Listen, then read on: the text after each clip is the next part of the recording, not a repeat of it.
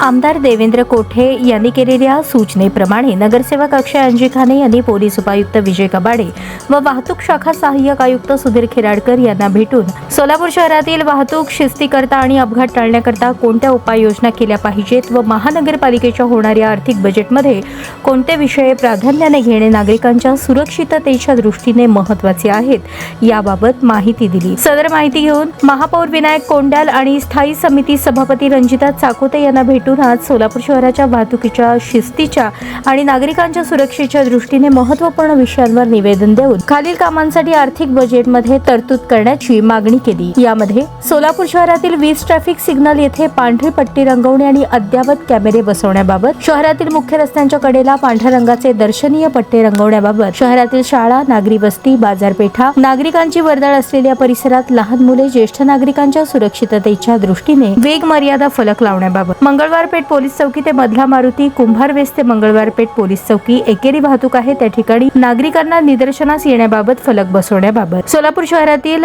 रस्त्यांवर वारंवार होणारे अपघात टाळण्यासाठी काही रस्त्यांवर कायमस्वरूपी दुभाजक बसवण्याबाबत, यामध्ये 7 रस्ता शासकीय विश्रामगृहासमोर, सोलापूर रेल्वे स्टेशन समोर, नवी वेस पोलीस चौकी समोर, बोरामणी नाका चौक आणि गांधीनगर चौक।